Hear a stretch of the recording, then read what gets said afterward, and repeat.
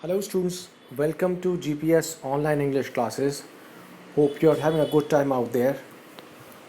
Students, we have a very short poem to do today, which is Fire and Ice.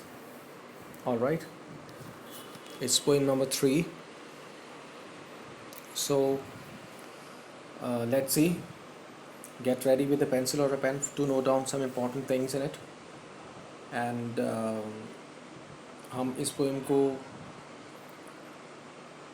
अभी पढ़कर समझेंगे भी. इसके नोट्स आपको जितना बहुत छोटी पोएम है तो उसको लिख सकते हैं साथ में, कोई प्रॉब्लम नहीं है. हिंदी में भी लिख सकते हैं.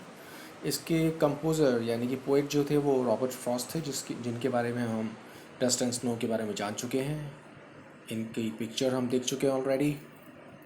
ऑलराइट, इनके फेमस कोट्स पहले भी हैं. मैं आपको इनका एक फेमस कोट आज फिर बताता हूँ, इसको आप नोट कर सकते हैं. देखिए, तो it is one of his favourite quotes. In 3 words I can sum up everything I have learned about life. It goes on. 3 words में मैं लाइफ को इकट्ठा करके बता सकता हूँ,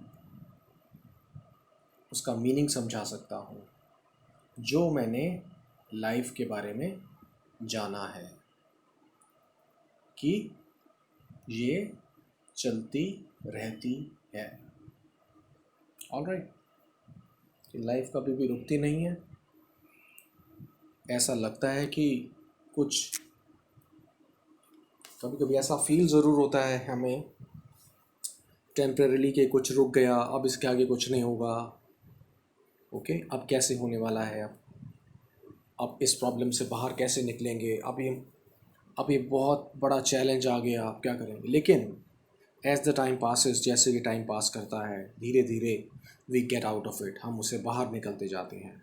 ऑलराइट, तो उन्होंने बताया है कि हम एक पॉजिटिव एटीट्यूड रखें, अपना लाइफ को एक्सेप्ट करें जैसी है, हमारे साथ आ रही है.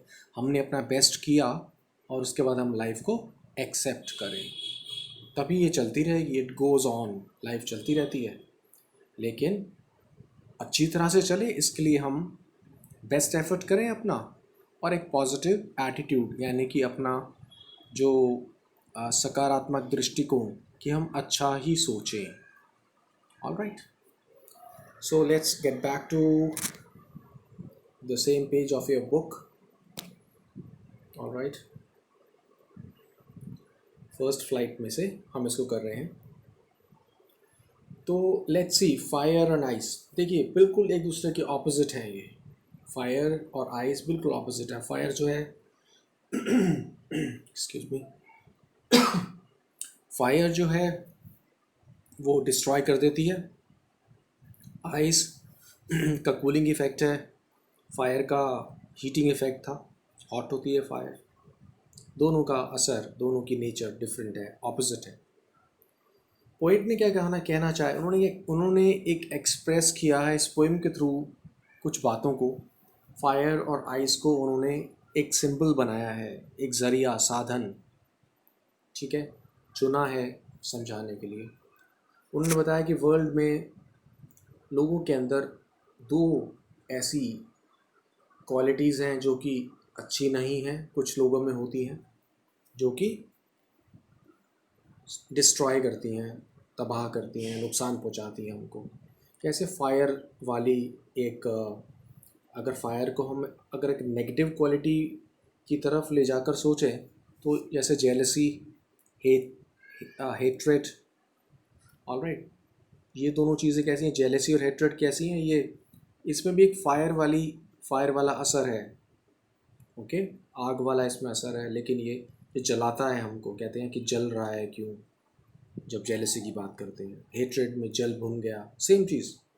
और उसी तरह से आइस हो गया. आइस का देखिए मतलब क्या है, नेगेटिव क्वालिटी लें तो कुछ फ़र्क ना पड़ना, बिल्कुल कोल्ड हो जाना फीलिंग्स में, कोई फ़र्क ना पड़ना. यानी कि अगर हम अपने आसपास या किसी और को कोई प्रॉब्लम है तो उसको हम अपनी प्रॉब्लम ना माने या फिर उसकी हेल्प ना कर पाए, अदरवाइज़ उसको देख के हमारे अंदर कोई भी तकलीफ़ दुख नहीं पैदा हो रहा है, हम बिल्कुल कोल्ड हैं, जिसको हम इंग्लिश में इनडिफरेंट होना भी कहते हैं, कैलस, अनकाइंड होना भी कहते हैं, दैट्स ऑल्सो आइस। तो आइस और फायर की दोनों नेगेटिव फीलिंग्स को लेकर पोएट ने एक्सप्लेन करना चाहा है कि जो बात बताना चाहता है। अभी देखिए थीम क्या है, पोएम क्या कहती है। पोएम कहती है कि इस पूरे वर्ल्ड को डिस्ट्रॉय होने के लिए दो तरीके पॉसिबल हैं, जो पोएम में ऑप्शंस बताए गए हैं। एक तो ये पूरा का पूरा वर्ल्ड जल कर आग लग कर डिस्ट्रॉय हो सकता है, और दूसरा अगर आइस एज आ जाए, अगर आइस ही आइस हो जाए चारों तरफ, तब भी ये डिस्ट्रॉय हो जाएगा। ऑलराइट, अगर हम जैसे अभी हमने पढ़ा कि अगर हम वर्ड्स के बारे में देख रहे हैं तो आइस, तो फायर से डिस्ट्रॉय होने का मतलब क्या है, लोगों के अंदर एक दूसरे के लिए जेलसी, हेट्रेड और एक दूसरे को नुकसान पहुंचाने वाली फीलिंग्स ज़्यादा हो जाएंगी, तो वर्ल्ड डिस्ट्रॉय हो सकता है। इसी तरह से अगर हमें आइस वाली बात को लेकर सोचें तो वर्ल्ड के अंदर एक दूसरे को लेकर इनडिफरेंस वाली, कि हम समझ ना पाएँ एक दूसरे को, केयर ना करें, अगर कोई नुकसान हो रहा है, कोई मर रहा है या कोई प्रॉब्लम है, तो हमें कोई फीलिंग ना हो उसकी, सुन्न हो जाना ऐसे हम कहते हैं। ऑलराइट, तो आइस वाली फीलिंग वो है, जैसे सर्दियों में बहुत सर्दी पड़ती है जब, तो हमारे हाथ पैर बिल्कुल अनरिस्पॉन्सिव हो जाते हैं, कई बार हमारे हाथ पैरों पर ज़्यादा असर पड़ता नहीं है। ओके, सुन्न हो जाते हैं हमारे हाथ पैर। तो वही चीज़ है कि मन सुन्न हो जाने का मतलब कैसा है, मन ठंडा हो जाने का मतलब कैसा है, कि जब हमारे अंदर कोई आ, कुछ हमारे अंदर संवेदना, यानी कि मन में कोई ऐसी फीलिंग ना आए किसी कुछ नेगेटिव होता देख कर। Alright, so let's move on. I'll read it out for you. Gear up now. Gear up now means ready, get ready now. Okay, two stanzas only, very short. Some say the world will end in fire. कुछ लोग कहते हैं कि जो world है वो fire से and हो जाएगा।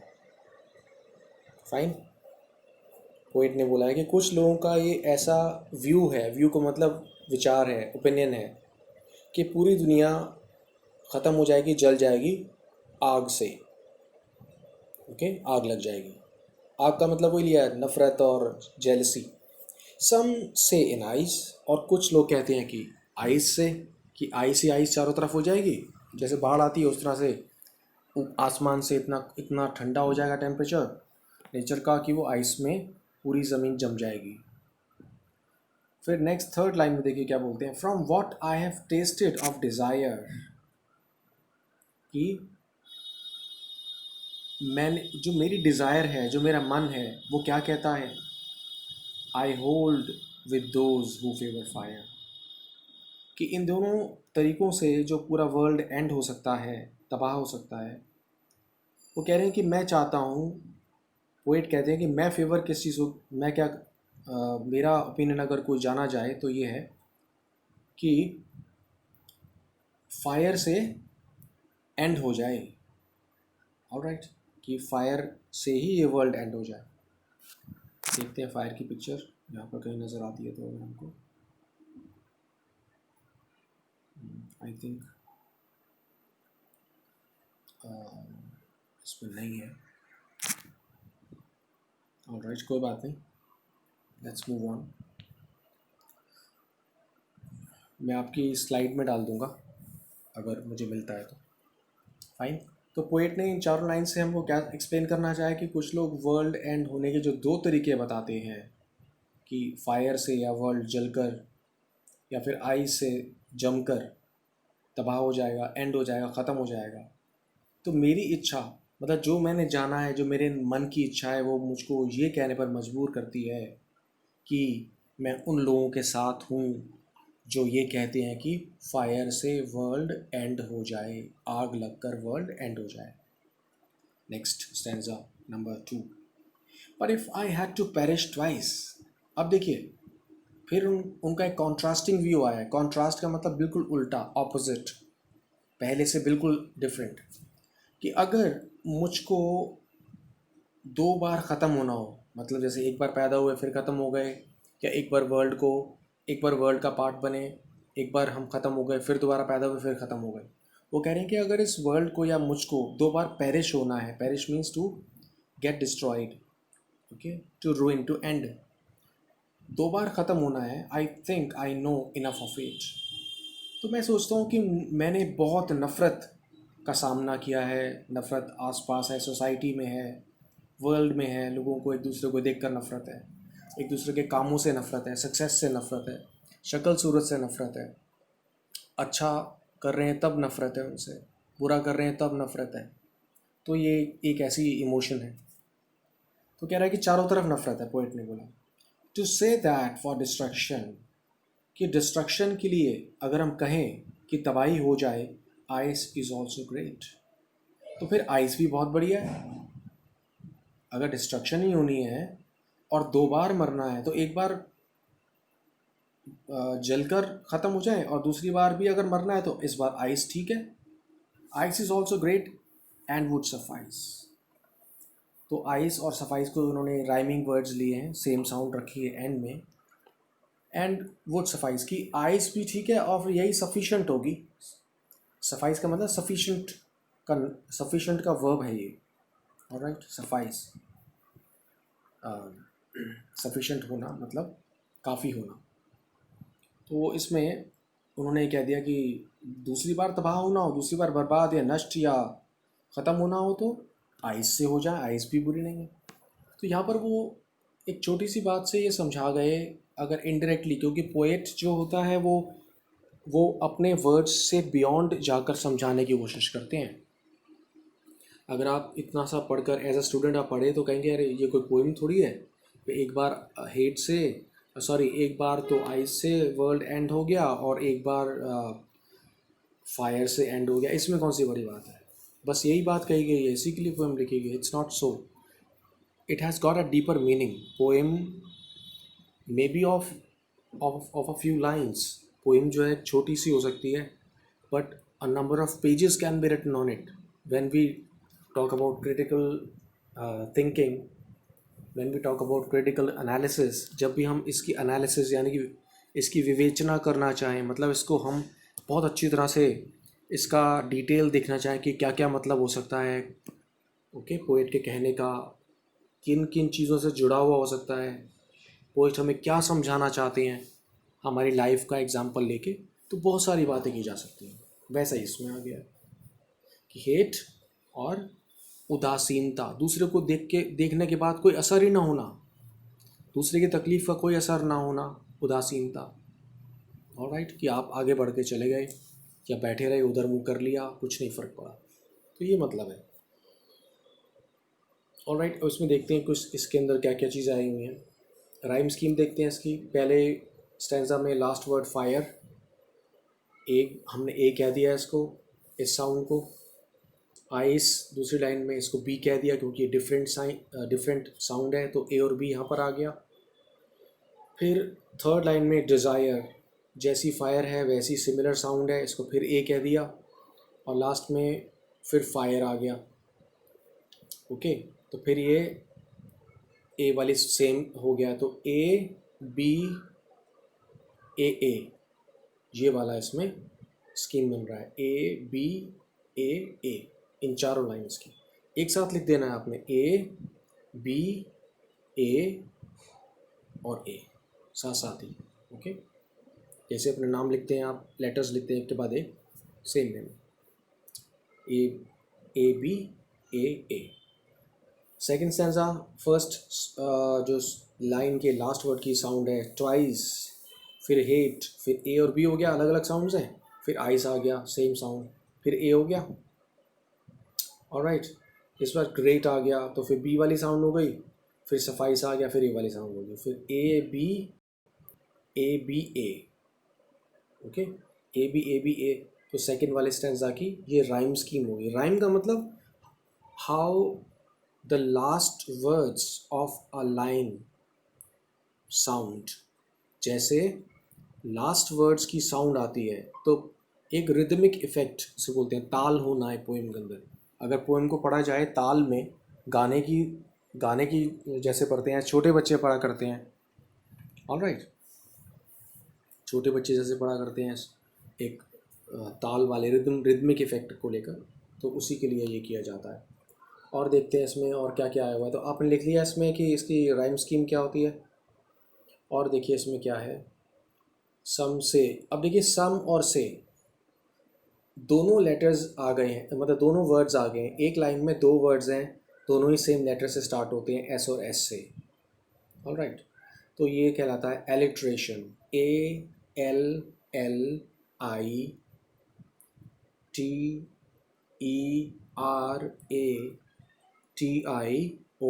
alliteration. When two words come in a line with their first letter same, मतलब with their first letter same, जिनका फर्स्ट लेटर सेम होता है। और देखते कहीं पर आया हुआ होगा ऐसा ही, जैसे फेवर फायर आ गया, एफ एफ इकट्ठे हो गए, तो ये भी एलिट्रेशन है। तो हम क्वेश्चन पूछते हैं पोएटिक डिवाइस क्या है। पोएटिक, पोएम जैसे लिखते हैं, पोएट लिखते हैं, पोएट के बाद IC, पोएटिक डिवाइस। ऑलराइट, कि पोएट ने कौन सा डिवाइस यूज़ किया, एलिट्रेशन यूज़ किया है, कुछ और इमेजरी यूज़ की है। ओके, तो ये दो चीज़ें हमने इसमें देखी। उसी तरह से और देखते हैं इसमें और कुछ मेंशन है कि जैसे कहा है कि this world would end in fire, some say in ice. अब जैसे the world would end in fire, तो हम एकदम स्टूडेंट इमेजिन करता है, अरे पढ़ते पढ़ते बहुत सारे स्टूडेंट्स के, हमारे रीडर के माइंड में आता है कि वर्ल्ड फायर में एंड हो जाएगा। तो एकदम से फायर की हमने जो भी दिमाग में आग को देखकर कहीं पर कोई सीन देखा हो, या मूवी में, या कहीं पर न्यूज़पेपर के अंदर के बुक में, तो जैसे ही हम फायर के से की बात देखते हैं तो एकदम से वो पिक्चर, मेंटल पिक्चर बन जाती है दिमाग के अंदर, एक वो तस्वीर आ जाती है, प्रतिमा आ जाती है उसकी। तो वो एक मेंटल पिक्चर, इमेजिनेशन को क्रिएट करता है, इसे बोलते हैं इमेजरी। कि जैसे ही हम किस चीज़ को देखें या उसके बारे में सुने, तो उसके बारे में वैसा ही एक शक्ल बन जाए दिमाग में, एक पिक्चर आ जाए दिमाग में। ऑलराइट, उसको इमेजरी बोलते हैं। तो इमेजरी हो गया कौन सा, कि the world would end in fire. उसी तरह से यहाँ पर है for destruction ice is also great, कि आइस से डिस्ट्रक्शन हो जाएगी। तो यहाँ पर हम the world would end in fire को इमेजरी कह देंगे, IMAGERY,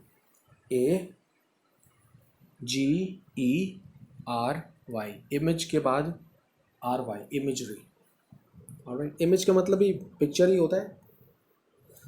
तो इसमें ये दो बातें हो गई। रॉबर्ट फ्रॉस्ट का नाम है, ध्यान रखिएगा इसके अंदर जब भी क्वेश्चंस आते हैं, हम जब इसके बारे में और क्वेश्चंस भी करेंगे नेक्स्ट अपनी फॉलोइंग वीडियो में, तो पोएट का नाम बहुत इंपॉर्टेंट हो जाता है। अब देखिए इसमें नीचे और क्या क्या मैंशनड है। ग्लॉसरी है, तो perish means die, suffice means be sufficient, काफ़ी होना। ओके, इसको याद कीजिए, अच्छे वर्ड्स आए हैं। फिर ये आ गए हैं कुछ वर्ड्स इसमें,